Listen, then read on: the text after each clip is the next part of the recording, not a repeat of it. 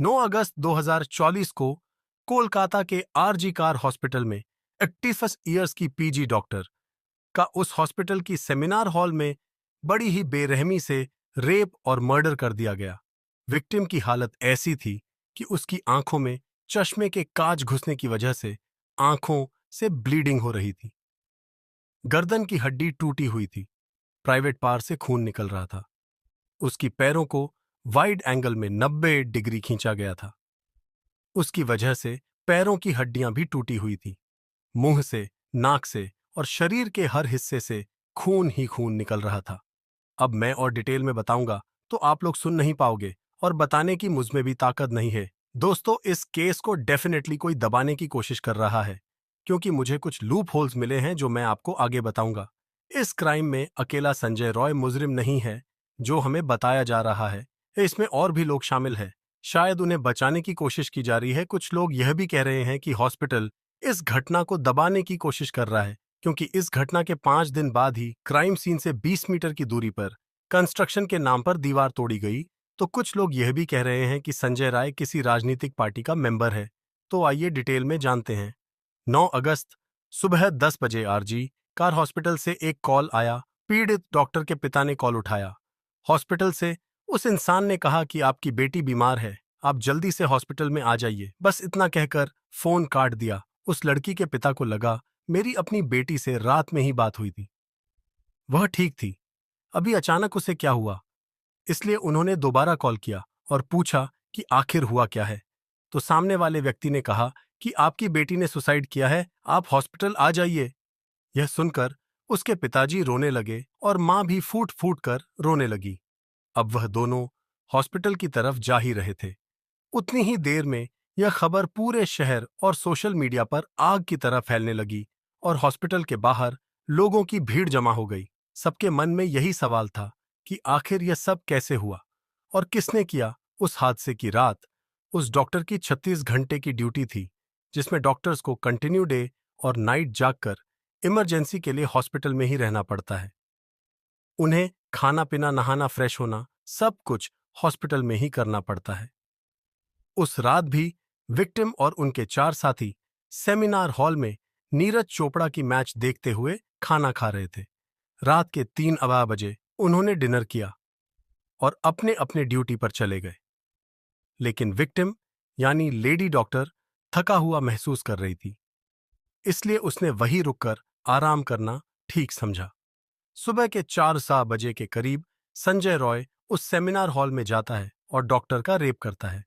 इसी दौरान डॉक्टर की मौत भी हो गई।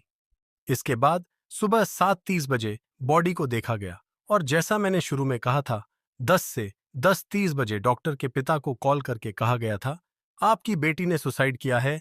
बॉडी को 7:09 या 7:30 बजे देखा गया और डॉक्टर के पेरेंट को 10 वाला बजे बता दिया। इसके बावजूद उसके पेरेंट जब वहां पहुंचे तो उन्हें उस सेमिनार हॉल के बाहर घंटों तक रोक के रखा गया। उसके पेरेंट्स रोते रहे, मिन्नतें करते रहे, हाथ जोड़ते रहे, हमें अपनी बेटी को देखने दो। फिर भी उन्हें बाहर रोक के रखा गया और 3 घंटों बाद अंदर जाने दिया। जब उस माँ बाप ने अपनी बेटी की बॉडी देखी तो उनका कलेजा फट गया। जैसे मैंने शुरू में कहा था, पूरे शरीर से और प्राइवेट पार्ट से खून बह रहा था। दोनों पांव मुड़े हुए थे। यह देखकर कोई भी बता सकता है ये एक सुसाइड नहीं बल्कि रेप और मर्डर है। लेकिन फिर भी क्यों हॉस्पिटल वाले इसे आत्महत्या कह रहे थे? क्यों उसके पेरेंट्स को 3 घंटों बाद बुलाया गया और क्यों उन्हें 3 घंटों तक हॉल के बाहर रोक के रखा गया? यही इस घटना के कुछ लूप होल्स है। यही नहीं, बल्कि उस हॉस्पिटल के प्रिंसिपल ने यह भी कहा था कि विक्टिम को साइकोसिस नाम की इलनेस थी, इसलिए उसने सुसाइड किया। आखिर हॉस्पिटल किसे बचाने की कोशिश कर रहा है? जब विक्टिम की बॉडी को पोस्टमार्टम के लिए भेज दिया गया और जो रिपोर्ट निकलकर सामने आई, उसके बाद सारे लोग गुस्से से भर गए और यह जायज भी था। रिपोर्ट में आया था कि विक्टिम के साथ बहुत ही बुरी तरीके से रेप किया गया है। उसका एब्डोमेन, राइट हैंड और मुंह बुरी तरीके से इंजर्ड है। उसका कॉलर बोन बुरी तरीके से टूटा हुआ है। पोस्टमार्टम के रिपोर्ट से यह बात तो साफ हो गई कि यह कोई सुसाइड नहीं बल्कि रेप और मर्डर है। तब पुलिस ने इन्वेस्टिगेशन शुरू किया। सबसे पहले उन्होंने हॉस्पिटल के सीसीटीवी फुटेज चेक किए तो उन्हें पता चला कि रात के 4 बजे संजय राय सेमिनार हॉल में गया था और उन्हें वहां बॉडी के पास एक ब्लूटूथ डिवाइस मिला, जिसे ऑन करने पर पता चला कि यह संजय रॉय का ही है। उसे गिरफ्तार भी कर लिया गया और उसने अपना गुनाह कबूल भी कर लिया। लेकिन सवाल यह है कि आखिर संजय रॉय है कौन? संजय रॉय एक वॉलंटरी को ट्रैफिक के समय या ऐसे ही छोटे मोटे काम के समय मदद करने वाला वह कोलकाता पुलिस का स्टिकर अपने बाइक पर लगाकर घूमता था और कोलकाता पुलिस की टी शर्ट और कैप भी पहनता था। यह आदमी ना पुलिस वाला था ना हॉस्पिटल में काम करने वाला, फिर भी उसे रात के 4 बजे हॉस्पिटल में एंट्री कैसे मिली? अब यह तो आपने सुना होगा कि संजय की 4 शादियां हुई थीं और उसकी 3 बीवियां उसे छोड़कर चली गईं। है उसके इसी बर्ताव के कारण। लेकिन इसके अलावा यह भी पता चला है कि संजय रॉय का यह पहला क्राइम नहीं है। इससे पहले उसने आरजी कार हॉस्पिटल से ही एक महिला का नंबर चुराकर उसे फोन करके धमका था कि मुझसे मिलने आ जाओ।